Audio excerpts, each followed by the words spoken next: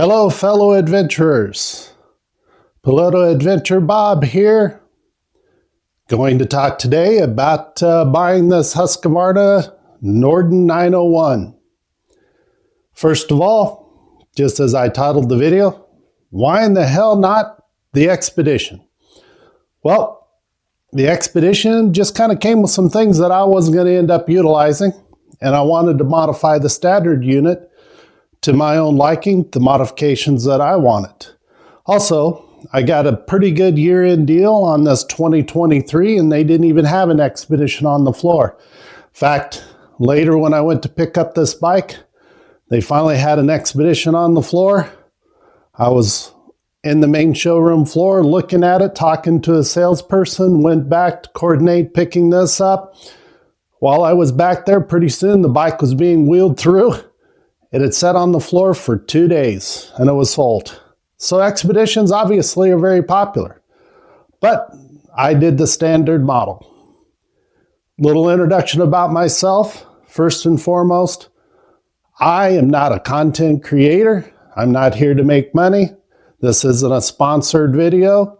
This isn't to make money off advertisements. This is me as another adventure rider and dual sport rider, and other videos that I'll probably end up putting on this channel, telling you about my adventures and what I'm going to do with this bike that I just bought.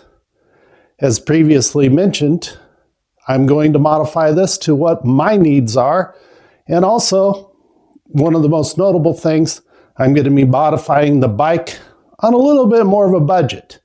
I realize there's a lot of guys out there that can go buy the high-end bikes, BMWs, even maybe that new Ducati. I'm a little bit more of a budget guy. I have a job just like you do, not independently wealthy, so I'm going to be modifying this bike a little bit more with a mind of trying to do it with value items, some inexpensive items. Do it without throwing a ton of money in modifications that you're never going to get any value out of. First, I'll talk a little bit about my background. I have been riding for years. As you can see, I'm no young person anymore. Been a lot of years of riding, a lot of miles, a lot of different types. Mainly started out on a farm, just doing farm riding, some old dirt bikes back in the 70s into the 80s. Then years later in college, got a street bike. Used a street bike to use for commuting for work. Was really an economical machine. Save on gas when you're young and broke. Fast forward to the years, I ended up doing some road racing and track days. Later on, kids come along, we got into motocross. Did a bit of that myself, just completely on an amateur level. As well as then got into dual sport riding and some adventure riding. I've had a lot of different bikes. Maybe I'll get a chance to put some of that experience inside this video. We'll see if I can get that done to give you a little idea what the background I have.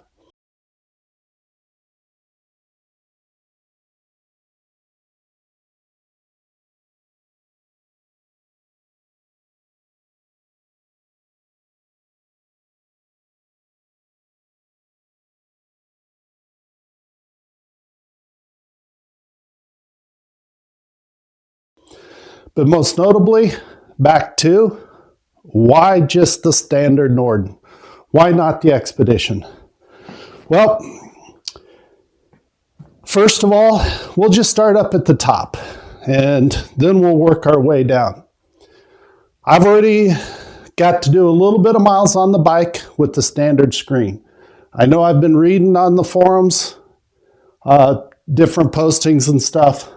A very common issue with a lot of different bikes, including an Africa Twin that I owned.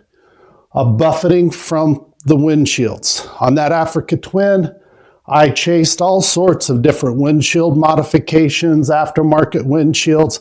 Eventually, at the end, I found out the holy answer, and you'll also see that in some different postings that people have done.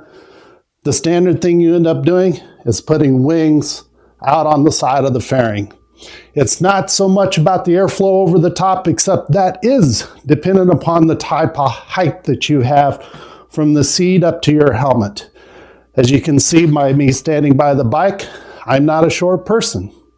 So therefore, I do sit up pretty high on a bike. I have a long torso. When people talk about modifying windshields, that's one of the big factors that you have is what is your torso height, not your overall height. Of course, your overall height or your leg length can affect you as far as getting onto the bike, what your seat to foot peg distance is, and that type of comfort. But when it comes to this windshield, your torso height and your riding posture, even a position, do you tend to lean forward or do you tend to lean back? A lot of factors are going to affect how that airflow is going to hit you. As of right now, I'm just going to stay with the stock windshield. I found out through that Africa Twin, trying to chase additional height with my torso height, I was never going to get that airflow up over my helmet. I was not going to have a pocket of calm air behind any windscreen on a typical adventure bike. Maybe the BMWs, I have test rode those. Maybe some other bikes that have different fairings and different windshields. You may find those deflect the wind differently for you. I find for me right now, the standard windscreen I'm going to keep with because the air is coming up and hitting me right here. I have found on that Africa Twin, when the air was centralized on my helmet, I would get vibrating and shaking on my helmet, depending on the different type of modifications I was trying. It would get so bad to the point of that I was getting headaches. So far with the stock windshield, I like where it's hitting me. I may down the road look at maybe adding some wings to get a little bit of the buffeting that I'm feeling at around my shoulders. But for right now, the stock windshield is going to stay there. You might be able to notice, and later on I'll zoom on, one little modification I've already done is putting my phone mount on here that I use my GPS on this phone, and I've added a mounting here. I'll talk a little more about that later. But as for right now, you can see the bike is mostly stock. I have not done any modifications yet. Again, I'll talk a little bit more about those in other videos that I'll do as I'll start modifying this bike for me. As of right now, the type of things I'm going to do is the very typical. I will be putting some adventure mirrors on. I will be doing aftermarket handguards. Obviously, most of you guys know that in the stock machines, the handguards are all plastic, flimsy, are really not going to help. The side protection, different type of guards here. There's debate on the necessity of having them or not having them. I had them on my Africa Twin, but it was a different setup, I realized, but I probably will be adding some. Again, we'll go into that more down the road, what my ideas are. One of the big things that I didn't like about the Expedition was the stock skid plate. So I've got my own ideas on what I'm going to do for protection down here. Again, there is some debate on what you need to do down here to add protection or not.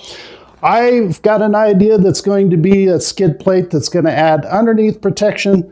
I'm also going to add some radiator protection and overall beef that up a little bit, but not go crazy.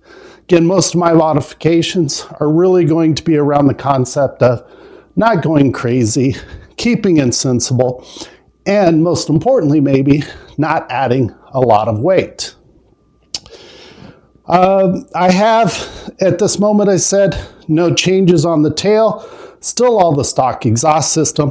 What I have done is I added some handlebar risers. Again, as I'm putting some miles on it, found out for my torso height, I wanted a little bit of additional height in the handlebars. I'll, again, take a picture, a little closer video up of that as well. Very simple little mod, very inexpensive, without adding the whole riser unit.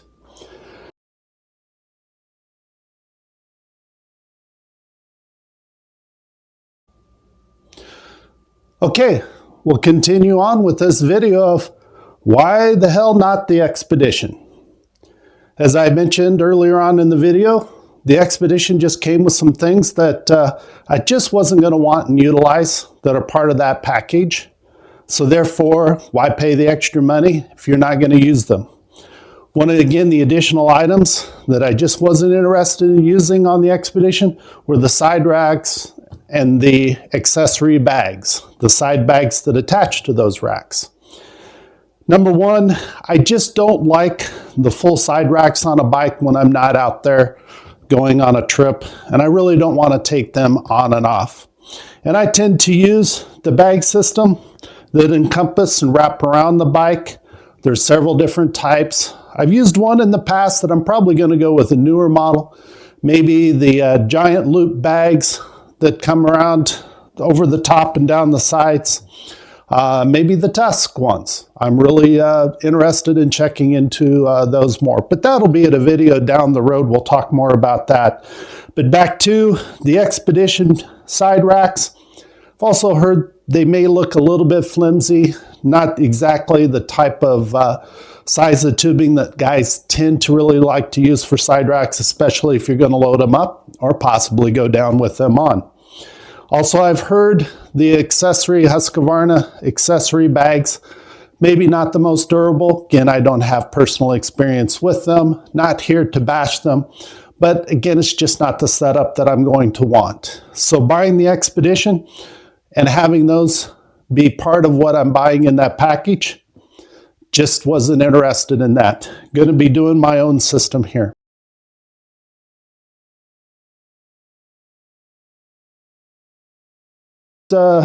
Maybe important benefits of the Expedition, obviously, is the upgraded suspension in the front forks and the rear shock.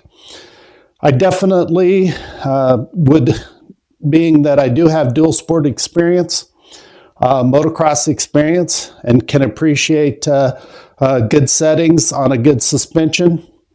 I think first though, I'm going to go out and do some riding on the stock setup, and then we'll see. I've got some leads on some aftermarket suspension shops that can modify the standard system, may even put a different shock on. That's something, again, down the road. I'm going to ride it stock for a while, see how the stock system works, see for the type of riding I end up doing with the bike, if the suspension is adequate or something that I want to upgrade. One of the big things I want to bring up about that Expedition. Now, again, I know there's going to be, I've read some disparity on how much height that adds. Nonetheless, the front and the rear has more travel than the standard. With more travel, it is going to add height. There just isn't any way around it. Now, being, as I mentioned earlier in the video, I'm no young pup anymore, especially when I get bags over the back. I'm not going to be here. Even now, trying to swing my leg over like this, I don't have the flexibility in my hips anymore. It's hard for me to swing a leg over a bike. I end up more often than not stepping through the bike like this, especially with the bags on. Now, of course, some of you are going to say, well, I stand on the peg and step over the bike like this. If you're on a hard surface, that is certainly a great way to get on the bike. But I tell you what, when I'm off-road, rocks, maybe sand, any other type of terrain, you're not going to be able to have that foot stand down. Obviously, they do have the bigger pads that you can add. That can help. But back to what happens if I tip the bike over. Well, the first thing I'm going to tell you, if you've tipped the bike over, you're in a situation that you probably were in a place that was uneven ground, uneven terrain, something that led to you tipping the bike over. Being that you did that, are you going to be able to get the bike into a position to be able to put the foot stand down even with the enlarged pad? Again, if you've got it loaded up and it's a heavy bike to move around, you may not be able to do that. In fact, I've done enough off-pavement riding. I've been in those situations, and to be able to have a foot stand down, to be able to step over the bike like this, it isn't happening. You're back to try to hold the bike and get that leg through and get back on the bike this way. Watch a lot of videos online where guys do have a situation where they have gone down, and that's what they're doing. And I'll be honest, I'll be frank, I don't want a taller bike in that scenario. I don't want an increased seat height that I'm trying to swing a leg over. Also, one of the beautiful things of this model is the lower center of gravity that the tank in this bike has. It's a phenomenal bike to ride. A little bit of technical riding I've done with it already. The low speed handling is fantastic. You add ride height, you're bringing that CG up higher. Again, at my age, I am not going to make those videos that you've seen, for example, of the KTM 890 Adventure R. I'm not going to be jumping this bike. I'm not going to be sailing at a high speed over rough terrain. I don't need that type of performance from my suspension. Now, I would like it to be able to help me in my average skills get through terrain in a more efficient manner and obviously have a good ride. But at the same time, I don't want to be raising the center of gravity, and I don't want to make the bike harder for me to swing a leg over. As I said, maybe down the road, a couple of places I've been reading about that have done fantastic in aftermarket mods of the standard suspension, even maybe a different rear shock. But at the end of the day, whatever I do, I am not going to be raising the overall height of the bike. All right, going on a little bit more about the stock Norden 901. And why not the Hell the Expedition? Again, previously talked about the Expedition does come with a taller standard screen. It is something maybe I'll add down the road, but as I mentioned earlier on, right now the stock screen for my riding position, the airflow is coming over and hitting me below my helmet. My experience has shown that if you're directing that airflow right at your helmet, or worst case scenario, just at the top of your helmet, really adds to a vibration, a buffeting, and shaking of your helmet. Now, some people have posted about different helmets, and I think the helmet design, the design of the top of the helmet, the protection on the top of the helmet may make a difference on how that airflow is affecting your helmet. Again, you will need to get onto your bike and experiment with what works best for you. As I also mentioned, it's all about torso height. This is my typical riding position right here, and you can see this airflow is going to come over, and so far I'm happy with where it's at. One of the things additionally that I don't care for is having to look through a windscreen when I am sitting down. Of course, when I do go to stand up in off-road terrain, I can see down over that windscreen. But again, I am older. I don't stand up for hours and hours on end. I stand up when I need, and then I have to sit down and take a break. And when I'm sitting down, and again, with my off-road experience, and I don't mean single track, but on trails, I've even done on adventure bike Jeep trails and a lot of dirt roads. This windscreen that you have up here, if you're following other bikes in a group ride, will get caked with dirt. And the last thing I like doing when I'm sitting down is trying to read the terrain ahead of me through a tall windscreen that is covered with dirt. It just doesn't help me be able to read the trail. Again, something you can do that if you are riding primarily on road, you can just have a taller windscreen, except sometimes when you get off the pavement, dirt on the windscreen might inhibit your view. But if you're like me, I know I'm going to be doing a fair amount, maybe even a significant amount of off-pavement riding on this bike, and hopefully with some other friends of mine. And I'm not always the leader. In fact, I'm kind of one of those guys that like to set my own pace further back in the group. I don't like to be the leader where everybody else wishes I was going faster. Even if I was 20 years old, 20 years younger, I would probably ride this bike a lot differently than I'm going to be at my almost 60-year-old age. So at almost 60 years old, I like to ride back in the group, ride my own pace, which means I get a lot of dirt on the front of the bike when I'm following. So if all possible, I'm going to want to keep that stock windscreen. I'll talk a little bit more about how I find the riding position on the Norden 901. Again, maybe you already have one. This is just repeating what you already know. Obviously, at any point, you get to skip forward in the video. But maybe some of you that are watching this video, and again, with my title, why the hell not the Expedition? Why did I get the standard Norden? Getting back to discussing the riding position, I'm a little bit over 6'3". The weight doesn't really matter. Again, adjusting your suspension as you need with how you're going to be loaded it down and what your weight is. I, as I mentioned, have a 34-inch pants that I wear. That'll give you an idea of my leg length. I tend to be described as having a longer torso. So trying to replicate my position here for you when I'm riding as much as I can. I think once you're out on the bike and you're actually riding, maybe it looks a little different than what I'm doing now in the video. But the main thing, as I've previously discussed, I find for my riding position and where I tend to be, I had to put a riser here in the handlebar, get the handlebars up a little bit higher. The stock windshield is working good for me at this moment. Again, something I may change down the road.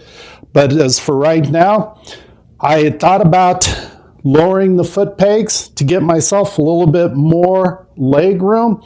But I found out with the adjustment on the brake lever, the rear brake lever, and the gear shift lever, I was afraid if I went with lower foot pegs, I might run out of adjustment, especially when I started looking at the adjustment on the gear shift lever.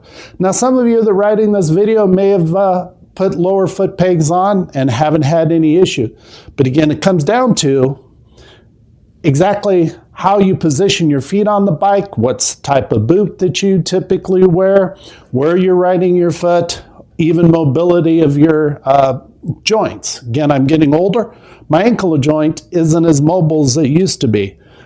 I think the stock foot peg position is going to be a little better for me. I am going to add aftermarket foot pegs that are going to give me a little more comfortable platform, but I think I'll be able to deal with this rider triangle, as they call it, pretty well. Of course, next is in the standing position. Again, not completely representing exactly how I may be standing when I'm out there riding in the rougher terrain. But generally, I have found, I think it's going to be pretty good with a little bit of riser I went on. Maybe down the road I might come up a little bit higher with it, but I'm going to give it a try here because I don't want to strain the cables as I'm trying to go with higher risers. Of course, you end up having to make a lot of adjustments potentially on all your levers. As you do raise the handlebar, the length of the cables for both your clutch, your brake, and your throttle wiring could all be affected by that. I want to try and limit that, so I'm going to see if where I have it now is going to be good. The one thing I do really like about this bike compared to other bikes I've been on, when I'm in the standing position and I'm going over rougher terrain and I really want to grip the bike, I really like where my knees come against the seat here. My knees come against the padded area of the seat, and boy, that's really nice. Again, if you are riding somewhat different, maybe a straighter leg than what I do, I tend to grip about like this in the center of the bike. Of course, depending on whether you're going uphill or downhill, obviously that position's going to change. But for most of the terrain that you're riding on, this position is going to work pretty good for me.